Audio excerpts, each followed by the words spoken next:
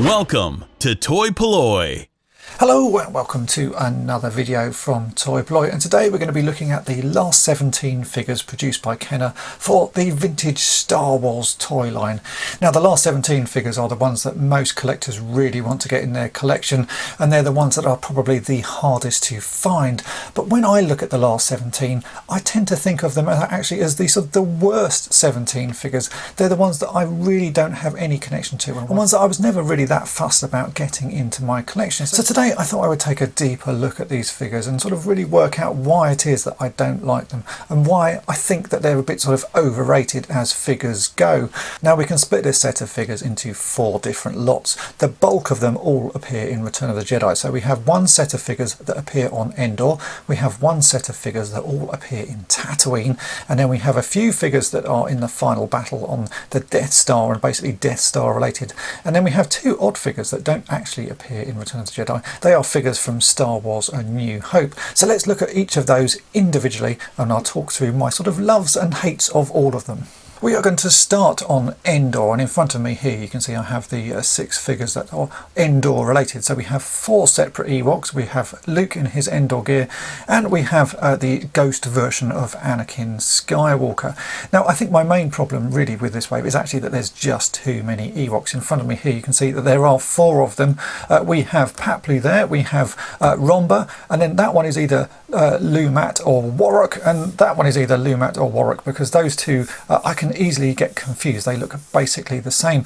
I do like the Ewoks, but really once they reach this sort of last 17 they start to become very samey figures. There's not a lot you can do with an Ewok. It's a furry bear with a hood on and then some sort of weapon or accessory. And as I say, these 2 here, which I know are Lumat or Warwick, I can't remember which way round they are, but they have basically the same things. They're sort of grey Ewoks. They've got hoods, they have little bows with them, and then they have some arrows in a holster around their sides. And that's it. They do look pretty much the same. Often, in fact, I've seen these listed wrong when people were selling them, because I don't think anyone does particularly know their names. They just look almost exactly the same. And then you've got the other 2, which are sort of, again, much the same colour, just with different hoods.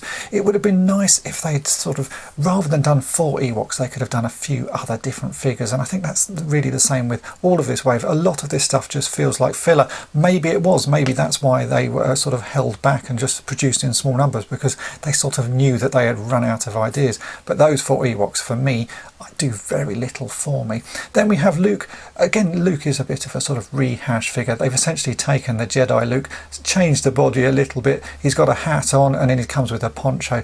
But really, for most people, that is a very similar figure to the Jedi figure. I'm guessing the reason they actually sort of moulded the hat on to his head was because if they'd done a loose version of the hat where you could take it off, that really would be pretty much the same figure. Obviously, it comes with a poncho and a belt, which the Jedi version didn't do, but it really, to me, essentially looks like the same thing. And then we come on to I think the figure that no one particularly wants in their collection, and that is the ghost version of Anakin Skywalker that you see very briefly at the end of Return of the Jedi. It's one of those, I just have nothing sort of to say about this figure. It doesn't do anything, it doesn't come with any accessories, it just feels like a bit of a sort of an afterthought.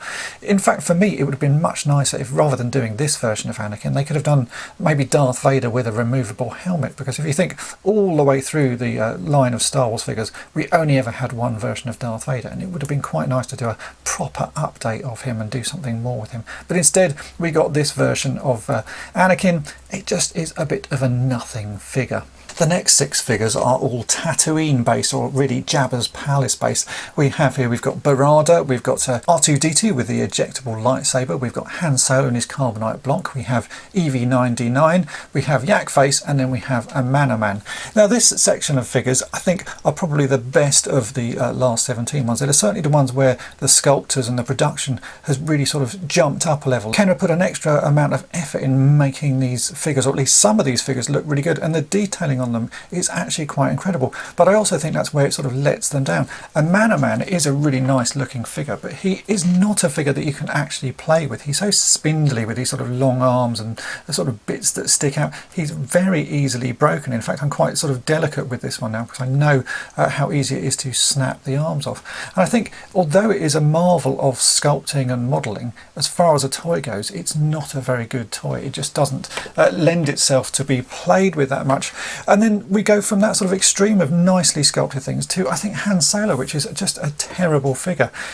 They've sort of tried to make it work with this separate carbonite block so you fit the figure in, but for some reason they've given him a really wide fat neck and really broad shoulders with these tiny little skinny arms on.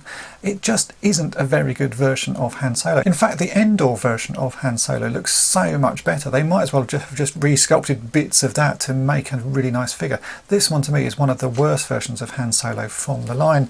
We also have R2-D2, which, you know, it's always nice to have R2-D2s. I do really like him as a figure, but this one, it just feels like they've already done one version of R2-D2 with a sensor scope. This one is just a way of easily making money for them.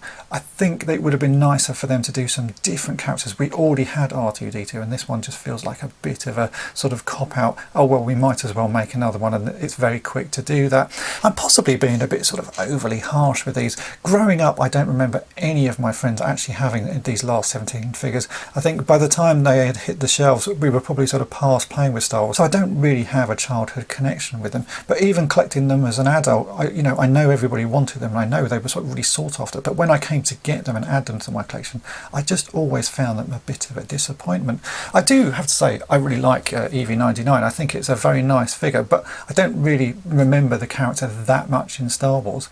And this one again, because it's sort of modelled really sort of nicely detailed, it suffers with so many issues. It's so easy to break the arms and legs off, and so finding one now is becoming harder because of all of these sort of bits snapping off them. And I think that's a sort of a sign of Kenner pushing the limits of what they could do, and actually the technology being not quite where they sort of wanted it to be when making figures, so you end up with something so spindly like this. But I do still like it. I like the fact you've got this little extra feature of the mouth opening and closing. And then the final sort of two of these are Yak Face, which I think is probably the most sought after of all of these figures and does absolutely nothing for me. And then Barada, who I think is a bit of a sort of non-entity as far as figures goes. I think the paint scheme and colouring of him is quite basic, but you know, he's a background character. I suppose they did the best they could, but for me, he and Yak Face don't really do a great deal to sort of make me want to play with them. As far as Death Star and sort of final battle related figures goes, we have these three. We've got the A-Wing pilot, we have the Imperial Dignitary, and we have General Lando Calrissian. I actually like the A-Wing pilot, but that is because I just like the pilots, and it's one of those figures that it was nice to get. Kenner never produced that many Rebels, and so just getting any sort of new Rebel figure that you could army build was quite nice. And this one, although it does look a lot like the B-Wing pilot, it's actually a brand new figure. So that is one I do like in this wave, but I think I'm sort of slightly biased just because I like the Rebels. The Imperial Dignitary, I have absolutely sort of no recollection of this character in the Star Wars movie. So, you know, the fact they made a figure of such a background character seems to me, like I said earlier, I think it's just Kenner sort of thinking, oh, well, what can we make? We're sort of looking through pictures and what is Jedi related that we haven't made. This one will do. He's just a bit of a non-entity character. It doesn't come with any accessories, and there's not a lot you can do with him. General Lando Calrissian, you know, that actually could have been a good figure if they'd done a sort of proper job on the paint scheme. It's quite clear that Kenner went down their own route on the paint scheme of this, because when you see Lando in the movie, he's got blue trousers with yellow stripes down the side, and they just went with a sort of beigey grey set of trousers. The actual figure itself is not too bad. I always like cloth capes on figures, and I think this cloth cape does quite a nice job. But we do already have one version of Lando from Return of the Jedi in his skiff guard, and I actually prefer that as a figure. So this one just feels, again, it's nice, but it could have been a whole lot better. The final two figures are the two that have absolutely nothing to do with Return of the Jedi, and I think that's where the last 17 could have got really interesting. Rather than dredging out all of the sort of background characters from Return of the Jedi, what they should have done is actually looked back at the other films and seen all the characters that they hadn't bothered making and starting to make more of those. Here we have Luke Skywalker in his Stormtrooper outfit, so it's a nice Stormtrooper figure, but if you take the helmet off, there we go, we've got Luke Skywalker underneath it. it. And then we have the Death Star gunner, a character that you do see sort of briefly in Star Wars, but he's got such an iconic helmet. It was a figure that I'm surprised they didn't make earlier on. I just think this is actually where the last 17 should have gone. They could have made more characters that you'd seen in the early films. Everybody wants a Grand Moff Tarkin, so that would really have been a figure that they should have made. We need far more sort of rebel fleet troopers that you see at the beginning of Star Wars: A New Hope.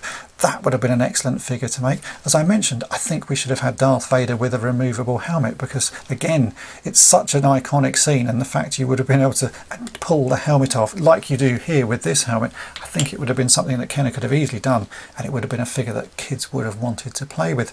So I just feel this is really what they should have done with the last 17. All the other Jedi figures feel like they're sort of just dredging the sort of the background characters that they have got pictures for, and that, you know, they're the ones to make. But actually what they should have done is gone down the route of going back to Star Wars and Empire Strikes Back and picking more characters than those and expanding those selections. Now, I'm sure there are many collectors out there who think that what I've said in this video, I'm completely wrong, that they absolutely love these last 17 figures. But for me, I just don't have a connection to them. I obviously have them all. I have all of the Star Wars figures, so I needed to get these just to complete the set.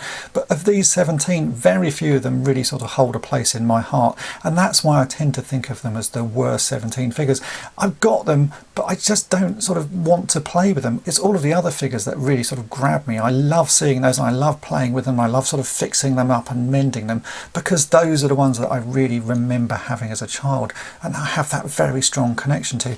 These ones, I'm guessing because they were harder to get at the time, and I was probably that bit older, I just never managed to latch onto. And certainly now I know people spend an absolute fortune collecting these figures, but if I was collecting these now and paying the prices that people are paying for them, I would be very disappointed when they turned up. They're nice figures, you know, Kenner do make very good figures, and they did put a lot of effort into these. But for me, I just can't get to love them as much as I love the other Star Wars figures. As I say, I know other people will probably feel completely different about it. I'm just saying that for me, these 17, although I have them and although I enjoy having them in my collection, they really aren't the greatest of the Star Wars figures. I could easily pick 17 other figures that are far better than this, and I think Kenner could have actually picked a better selection of figures to make than these ones. Certainly ones that are more iconic within the Star Wars universe.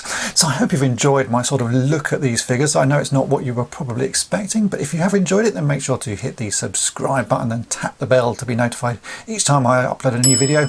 And thanks for watching. Thanks for watching toy-polloi. Subscribe for more great videos. You can also follow toy-polloi on Twitter, Facebook, and Instagram.